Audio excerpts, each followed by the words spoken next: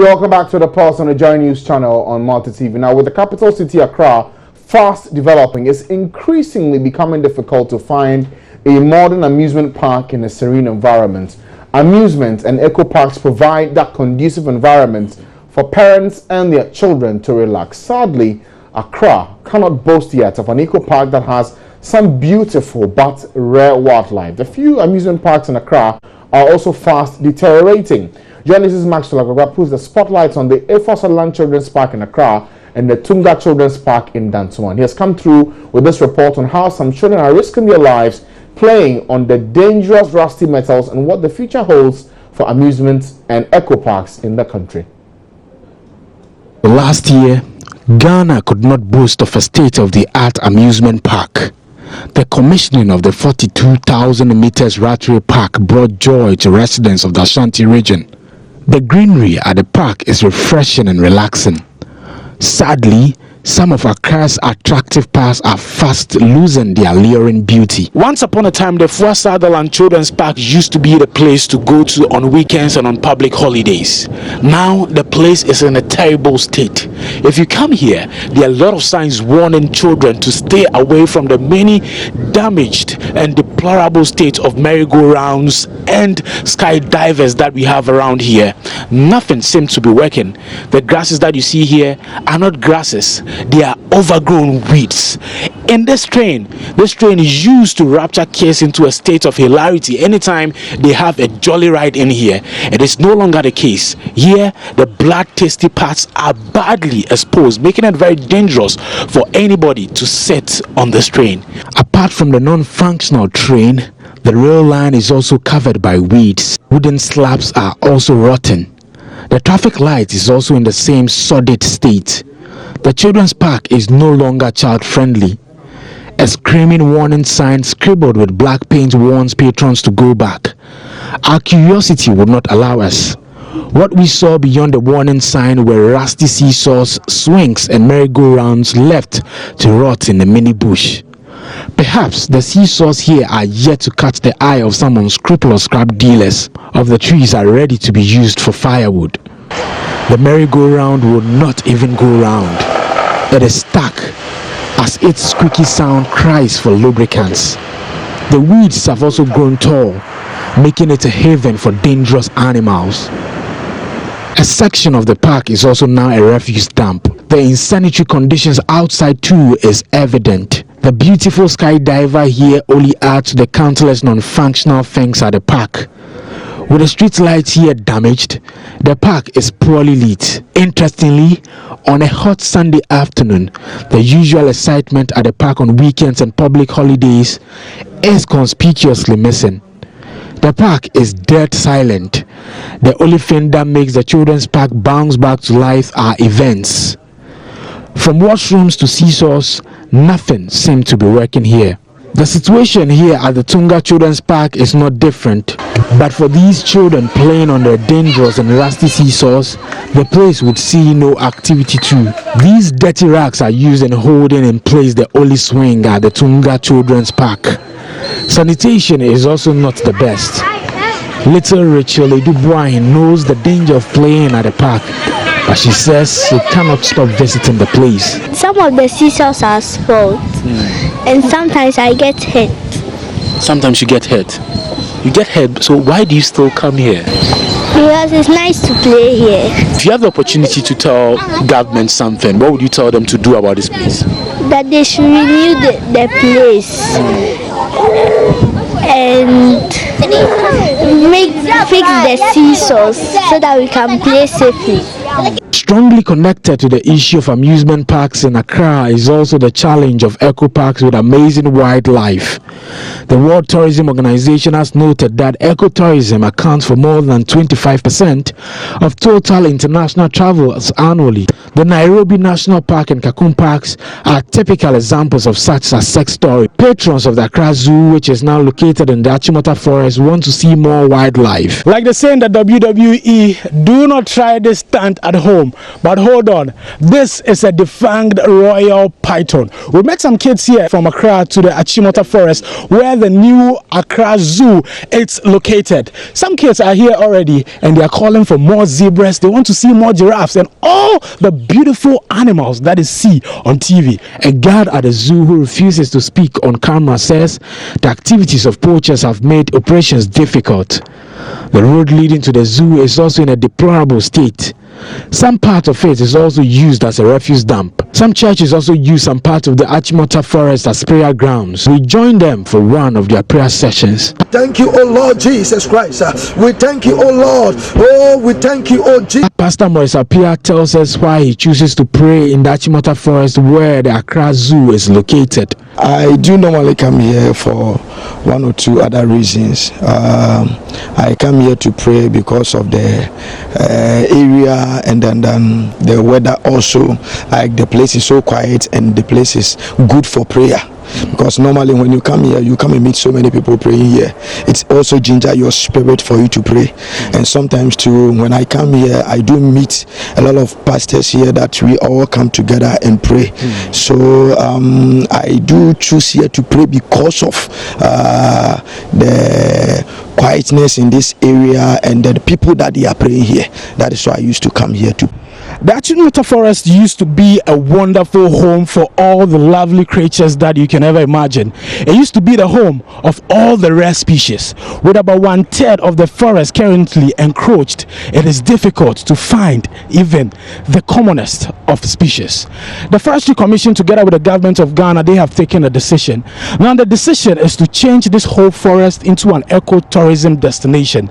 When that is completed, we're going to have an orchard here.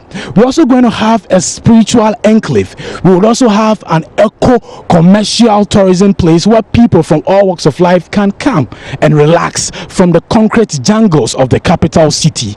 Icon Capital is the one spearheading this through a public-private partnership. Let's go and have an interaction with the Executive Secretary of the Forestry Commission. I think from my discussion with the private partners and all concerned, I think it's not going to be a project that will end as people try to ask or perceive. It's going to be a lifelong project. I mean, if you go to our sister countries who have some of these projects, you still find out that they keep developing even though they started 50, 100 years ago.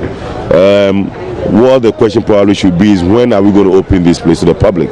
And I think latest in 2-3 years time, it should be open to the public too. I mean, there are people who live very close to the forest, unlike the Molly National Park, where communities are a bit secluded, from the park.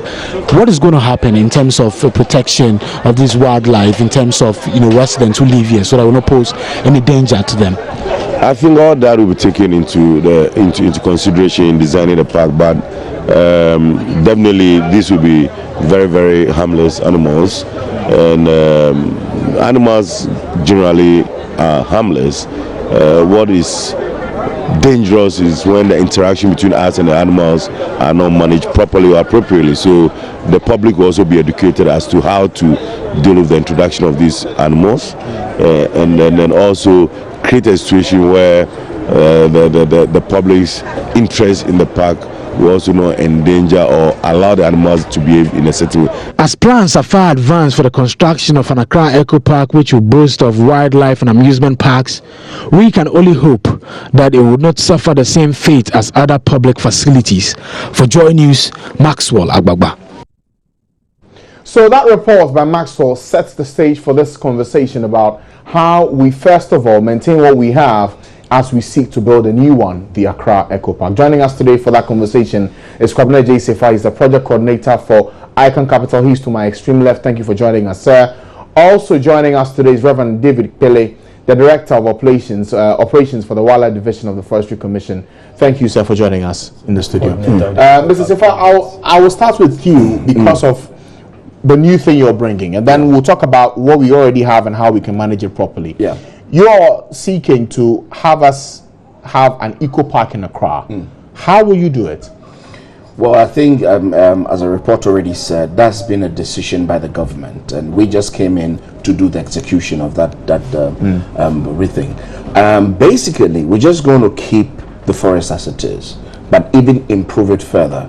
I mean, a key amongst things that we were going to do is, the first thing is to reforest what we have there now, because what we have there now is just shrubs, basically, if you look at it. I mean, for it to call a forest, you need a lot more trees and more of that thickness, you know, in foliage that we need. So we're going to get that one done. Then, definitely, now if you look into Accra now, and in fact, I think the whole country, things like zoos that we're used to, the Accra zoos and the Kumasi zoo, amongst the popular ones, are not there anymore because of growth in development. So what we want to do is to enhance that, bring in more animals, of course, with the help of the Forestry Commission on their advice, because they are well versed into that area. So bring it more into the public, and add on things like relaxation points, and add things, game areas for kids and stuff. So, because, boss, in Accra now, you don't have anywhere to relax. Unless you have to go to a pub or a drinking place or something. And if somewhere you can have a touch with nature, we don't have it. You don't have it. So, but for this one you're doing in Achimota, you need to ask, if you're saying you're getting the place reforested first, how long will that process be? It's something that we're going to be in talking to the forestry.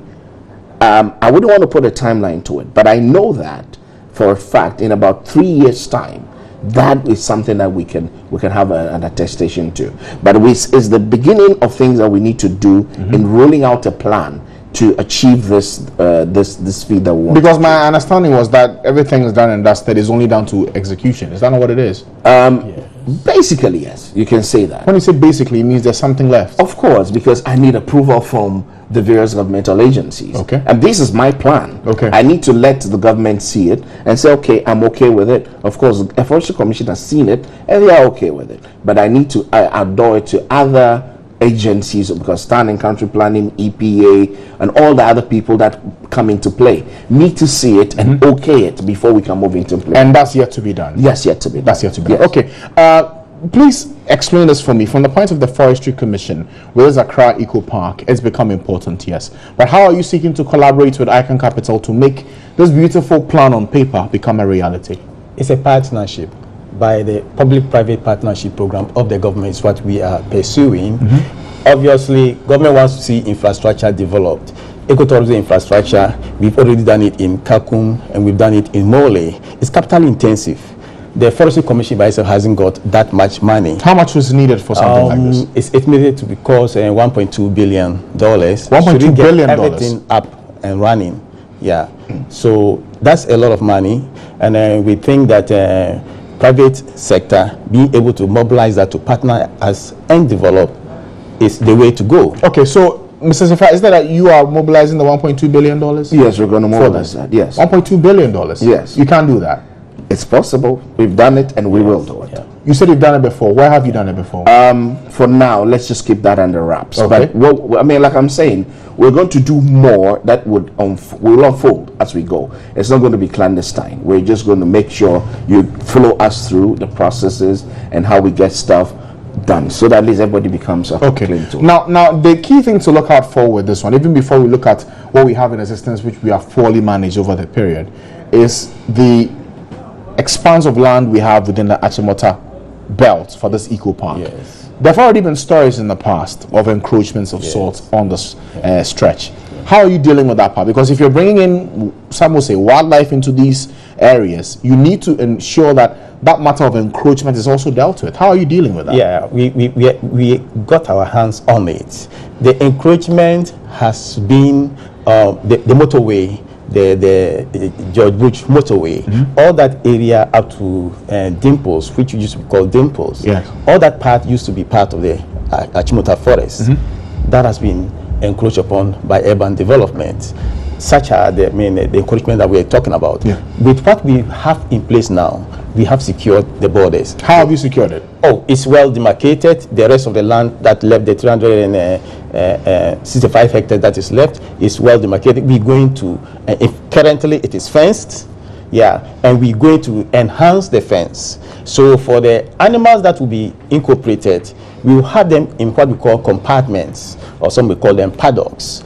That will be fenced, and we have the animals introduced into it with the necessary vegetation and forage or what they will feed on, So and then it's such that people can view them when they come around. Yeah, so that is going to be done. It's not going to be such that the animals will escape out into the residential areas. They will be well held in a well fortified fenced area. I'm sure for those who are listening, they will be asking, what kind of animals should we expect in this kind of event? Like my chief executive said, afraid that he said, we're not going to bring in the lions, which are the aggressive ones, and we are bringing in the giraffes, we are bringing in the zebras, the roan antelopes, those ones that can easily get domesticated or used to humans and will not harm you. You can. Are you bringing in monkeys and apes as well? Yeah, monkeys are already there now. Okay, and we will create an baboons, area where gorillas. We do not have baboons, and we intend to introduce baboons. Okay. Baboons are among the notorious ones. Which can easily gorillas. Gorillas are not in Ghana. We don't have gorillas in Ghana, and we don't intend to introduce. Elephants will be there as well. We do have a baby elephant right now in the Kumasi Zoo, which the chief executive is considering bringing to the Accra Ecopark. That we got when it was abandoned by the mother and stranded in the Gbele area. That's one of our reserves in the north. Okay. So we managed to rescue it and we brought it to Kumasi. It's virtually used to the human beings, and so such are the animals we will bring into the Ecopark, where you can easily create an area for even interaction. Okay. So we are talking about friendly animals. That's fine. Yes. For anyone who's watching and listening right now, I'm sure the feeling you'll get is, okay, good plan. I can't wait to see this happen. Exactly. But how soon will it happen? What will it take to get it happen? I get the part about the tightening up for agreements for the state institutions. But for you, the Forestry Commission, how eager are you to get this done? Very eager. We give them 3 months. That's a contractual agreement by which all things should be in place for the construction work and everything else to start. Okay. So for the site work, yes. So right now he said we are looking for the permits, going around to contact the various stakeholders and the district assemblies to get the necessary permits, environmental protection agency to get the environmental permits, so that when all that are in place, we roll out. Yes. I can't wait to see this happen, and I'm pretty eager to see this come into fruition. But I can't help but also not ignore the picture for the ones we've already had in the past, which have gone bad, deteriorated to a very bad point. And as we were watching the report for the Tunga Children's Park and also the Salon Children's Park, I saw you cringing. Why are we having these two parks, which are meant as recreational centers for children, in such a poor state? I should be asking you that. That's true. The poor Ghanaian maintenance, but that cannot be said of the Forestry Commission. We've got success stories. The Mole National Park is one. Kaku National Park is one. Okay, let's not talk about success stories. Let's talk about the problems that we will ensure that this one doesn't go that way, and that is why this partnership. So we will not be so long as the expertise is available. Once funding is available, the commitment to maintenance is what is Salon Children's Park part of the things we need to manage. No. We have never. It's never been part of. Never been under your arm. No, these are ecological tourism areas. So nature-based tourism areas. That's what we manage. And in fact, I must say that of the about 1 million tourists who will come to Ghana, our ecological parks, forest and wildlife reserves, where we are promoting ecotourism, we attract as many as 280,000 every year. And that's the Kakun, the Ankasa, the Mole, Shai Hills, and it all is good on the examples. ascendance. Great. Yes. So for these two parks I've just mentioned, and these are for the children. Yes. You say it's down to poor maintenance. Who are the ones responsible for this, by the way? We need to find out who is responsible for the Equa Sutherland Park. You don't know. I don't know. We will not, and I assure Ghanaians that we will not let things go that way. This is an income generation venture. And of course, government is going to get revenue from it. Some of it will be plowed back to ensure that the place functions as such, the ecological integrity of the forest is safeguarded, and what goes to government is in the form of revenue. In fact, a thought just flashed in mind. I think you have an office close to the Salon Park, don't you? No, that's the Ghana Wildlife Society. It's never been part of Same Ghana. as okay. So that's an NGO. Okay. You say that is down to poor management or poor maintenance. Yeah. Do you have the expertise to run this Children's Park? That's why the partnership is. We have expertise to run nature-based ecotourism facilities. That's what we have. So Ecopark does not qualify. No. That's not a nature-based. That's fine. So it means that we need to have another conversation with those who run this. Exactly. These two children's parks and get to understand why we are seeing them rot, go bad with no attention at all whatsoever. But go plan for this eco park. I'm just hoping that this idea comes into fruition. There's a lot more beyond just amusement park. We're having a cultural village where you're going to have traditional architecture, where traditional food will also be served. Cultural performances will be to actually cater for the interests of our visitors. The orchards, like you were talking about the trees, we've started planting the desired trees that should be in that forest. Like you said, it's a jungle, and we are doing away with the invasive or the undesirable. How many plants. trees are you planting? Oh, I mean, we planted last year. We planted more than 200 trees where we expect the orchard. It's a demarcated area, and we are integrating and removing the undesirables, and we're planting the trees like the. For the 200, are they all surviving or some are dying? They're surviving. All of them are surviving. Yes, they are surviving. If you want, we can come in and we take you around. So that's what we intend to do for the areas where we have many undesirable plants. We remove that and we put in the desirable plants. There's still a lot of desirable plants that are there. So it's a matter of removing the undesirables and allow the desirable plants to grow. And we also enrich with additional planting. Okay. Now, you say that for Ifa Sutherland and the Children's Park at Tunga is not under your ambit. No. But with the work you do, and considering that these two parks have a certain element of greenery, how do we manage that part? Free advice for those who are managing this. Well, you would need to for the greenery, they are promoting grass, and then but for us, we have grass and trees, and because we are managing it first to provide the forage for the animals, and also shade for even for the buildings, the ecology that will be well shaded. So we are foresters and also ecotourists. So the two, we are marrying them. For the Accra that is managed by the Parks and Gardens. And they are, I believe it is a matter of lack of funding, but they are capable of maintaining that place if the funding is available. Okay, let's see. We'll try and get the Parks and Gardens representatives in the studio sometime tomorrow and try and answer that question, that key question about how come this facility has been poorly managed and what we can do to save it. But let me give the final word to you, Mr. Sefa. Anytime anyone hears public-private partnership, there are some hesitance, there are some unease because of the history we've had in the past of people coming in trying to do things like this. There are some issues of corruption in there always. How can you guarantee that yours will not be like what you've seen in the past?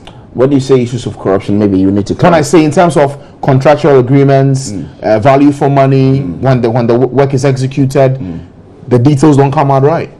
Well, it's been, like I'm saying, it's an open book. We've never hidden anything. The contract was signed in a full glare of everybody. It was in the newspapers and everything. Everything has been spelled out clearly as to the way forward. Between an agreement between us and the forestry. What is expected of us is being given us. What contribution the government through the forestry would have to help is spelled out. So everybody has his work cut out for them. So there's no nook and crannies where people can hide stuff to do anything. Okay, so for you, yours is to manage the place. Yeah, ours is to we have to, one, find them finance, build it, maintain it, and run it. Okay. So it's clear cut. And at the end of the day, you make your profit out of it. Of course. Okay, sure. Thank you, Mr. Sefa, for joining us. Good initiative. Let's see how this plays out in terms of implementation, so we can all get a good place to go and relax. As you mentioned, go to the pub or to a place that you would not have a direct touch with nature. Why not have this happen right here in Accra?